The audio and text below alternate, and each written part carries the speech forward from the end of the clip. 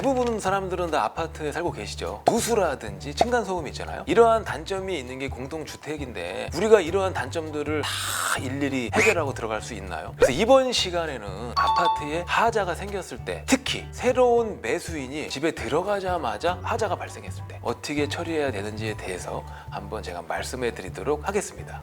제 아는 사람이 집을 매수했어요. 기분 좋게 매수했지. 오래된 집도 아닙니다. 아파트인데 한 8년에서 9년 차 이런 아파트를 매수했는데 일주일도 되지 않아서 아랫집에서 올라왔더래요. 인사하러 올라온 줄 알고 이 친구는 문 열고 인사할 준비를 한 거야. 그랬더니 발코니에서 물이 샌다. 그래서 발코니로 내려가 보니까 누수가 있어서 밑으로 떨어지고 있답니다. 거기가 사실은 빨래도 널고 독도 많잖아요. 그런 것들에 물이 막 튀겨 있는 상황인 거예요. 녹물 같은 것들이. 여기까지는 우리가 일반적으로 살면서 많이 벌어지는 일들입니다. 그리고 윗집이 고쳐주고 아랫집 사람은 적당한 이제 손해배상을 청구해서 해결을 하죠. 원만하게. 그게 일반적인 형태인데 제 지인은 그 집을 산 지 얼마 안 됐죠. 그럼 이 친구가 집을 사자마자 부담하면은 열받을 수도 있잖아. 그래서 법은 매도인 하자담보 책임을 규정해 놓았어요. 이 매도인이 일정 기간 동안은 매도한 물건에 대해서 발생하는 문제점을 책임져야 된다. 이러한 내용이 바로 매도인 하자담보 책임이라는 내용입니다. 민법 제580조 매도인의 하자담보 책임이 규정되어 있습니다. 매매의 목적물에 하자가 있을 때에는 제575조 1항 규정을 준용한다. 갖다 쓴다는 뜻입니다. 중요한 부분은 이런 것 같아. 그러나 매수인이 하자 있는 것을 알았거나 밑줄 쫙 과실로 인하여 이를 알지 못한 때에는 그러하지 아니하다. 매도인 하자담보 책임을 지우게 하려면 매수인이 하자가 있는 것을 진짜 몰랐어야 되고요. 과실도 없어야 됩니다. 그게 중요한 부분이에요. 이 권리, 이걸 이용하려면은 그 새로운 집주인은 하자의 사실을 안 날로부터 6개월 이내에 청구를 해야 됩니다. 재판상의 청구냐? 아닙니다. 재판 외에 청구를 가능해요. 간단해요. 이전 주인한테 이메일을 하든 카톡을 하든 전화를 하든 이런 식으로 통지를 하는 것 자체가 행사예요. 그 6개월 이내에 소송까지 가야 된다는 거 아니라는 것도 알고 계셔야 돼요. 통지만 하면 된다. 하자담보 책임은 유상계약에 있어서만 적용이 됩니다. 유상계약이라는 것은 물건을 그냥 주는 게 아니라 돈 받고 주는 게 유상계약이에요. 그럼 무상계약에 우리가 그게 증여가 있죠. 그냥 주는 거잖아. 그래서 증여 같은 경우에는 매도인의 하자담보 책임이 가끔 예외적으로 있어요. 근데 원칙적으로 없다고 보시면 됩니다. 매도자가 하자담보 책임을 벗어날 수 있는 경우도 있어요. 있는데 저 같은 경우에는 이렇게 말씀드리고 싶어요. 일단 특이하게 넣어라. 요것도 특이하게 넣으면 다 벗어날 수 있어. 특이하게 안 넣어나면은 벗어날 수도 있고 못 벗어날 수도 있습니다. 왜? 그 판단을 누가 합니까? 법원이 하는데 법원이 그때 상황에 따라 다른 판단이 충분히 가능하단 말입니다. 그래서 특이하게 어떻게 집어넣냐? 오래된 집을 파시는 분이 많이 계셔요. 요즘에 오래된 아파트는 배관도 노후돼 있고요. 벽지도 다 낡았고 몰딩도 낡았고 화장실 방수 안 될 수도 있어요. 그랬을 때 특약으로 포괄적으로 넣으셔도 돼요. 이 경우에는 기타 곳곳에 하자가 충분히 발생할 수 있는 가능성을 인지한 상태로 매수자가 매수한다. 그에 맞게 가격이 책정되었다. 이런 식으로 딱 써주면은 매도인은 부담에서 빠져나올 수 있는 거예요. 매도인 입장에서 이러한 사실을 상대방이 알았거나 알 수 있었을 거라는 것을 증명하면은 책임을 안 져도 돼요. 그러면 그 증명하는 거 정말 쉽지 않습니다. 법률은 자기가 주장하는 사람이 입증 책임을 지게 돼 있어요. 일반적으로. 상대방은 계속 난 몰랐다. 난 고의가 없다. 난 못 들었다. 이렇게 말하는데 어떻게 입증이 가능하냐고. 그럼 나라도 녹음을 시키거나 문서를 만든 사인을 받아놓은 게 있어야 봐라 여기 이렇게 사인한 게 있지 않냐. 그런 거를 밝히는 것도 전부 문서화되거나 특이하게 들어가 있어야 밝힐 수 있다는 거. 너무 많은 생각할 필요 없어요. 계약서 되게 좋은 서류예요. 계약서에 꼭 집어넣으십시오.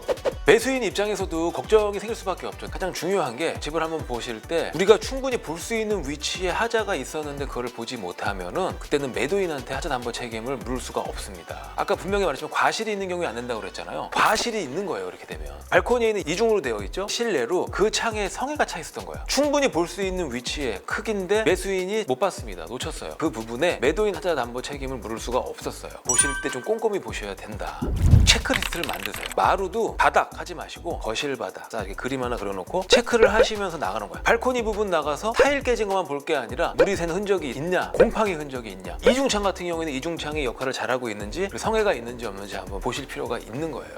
두 번째는 속지 말아야 될 거. 오래된 아파트가 집을 팔 때 특히 이거는 좋은 입지의 아파트예요. 좋은 입지의 아파트는 그렇게 안 꾸며도 잘 나가요. 이 좋은 입지의 아파트를 딱 보러 갔는데 집주인이 집을 내놓기 전에 도배랑 장판 이런 걸 새로 딱 한 분이 계셔. 살펴볼 필요가 있다. 입지가 안 좋은 집은 마지막 희망이야. 그래서 팔고 싶어서 하는 거고 바로 팔릴 텐데 몇백만 원 드리는 분은 뭔가 감추려고 있을 확률이 높다라고 제가 말씀드리고 싶어요. 벽지라거나 이제 천장을 보면은 곰팡이가 슬거나 어디가 조금 누수가 되는데 잡지 못하는 경우가 있어요. 그럴 때는 집 할 때 깨끗한 모습 보이고 계약하고 등기 이전하면 되는 거니까 반드시 새로 된 데는 특약을 넣으십시오. 만약에 이 집에 문제가 있을 시에는 매도인이 책임을 진다. 물론 하자담보 책임이 민법에 나와 있지만 그걸 떠나서 한 번 더 특이하게 강조를 하면은 매도인이 이실직고 할 수가 있어요.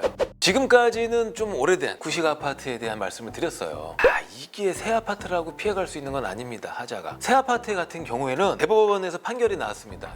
이 하자 보수 부분에 있어서만큼은 10년간 건설회사가 하자 부분에 책임을 져야 된다고 이렇게 판결을 냈거든요. 그런데 재미난 거 하나 말씀드릴게요. 제가 직접 가서 보고 그 집주인과 얘기를 한 부분이 있었어요. 그 집주인이 제 친구였거든요. 2009년산 아파트입니다. 이 아파트가 3년 차에 접어들면서 이 단지 자체에 누수가 생기는 거예요. 벽면 자체가 23층인가 24층짜리인데 다 물 흔적이 있어. 4년 차가 지나자 지하 주차장에 누수가 생겼어요. 이 정도 되는 둘레에 비닐관을 3곳에 연결을 했어요. 천장에. 그리고 거기를 드릴로 박아놨어요.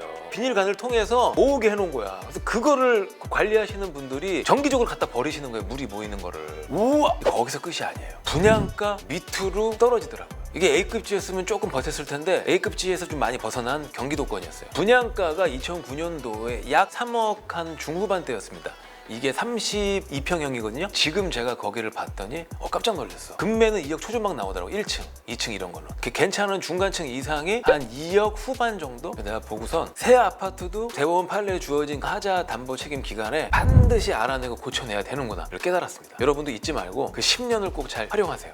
분양받은 아파트에서 문제가 발생했으면 집합건물법 제9조, 민법 제667조 제2항 수분양자는 하자 보수 청구권과 함께 손해배상도 청구할 수가 있습니다. 이렇게 다 청구권이 있는데요. 실제로 하자가 발생한 경우에 소유권자나 입주자 대표회의가 보증보험회사의 보증금으로 건설대금의 3%에 해당하는 금액을 청구할 수도 있습니다. 이렇게 청구를 하면 이제 분쟁이 종식이 되잖아요. 그러나 제가 드리신 말씀은 진짜 제가 목격한 결과 금액도 많이 들겠더라고요. 그리고 고치지 못하더라고요. 그래서 오히려 대형 건설사의 브랜드가 더 인기가 많은 것 같아요.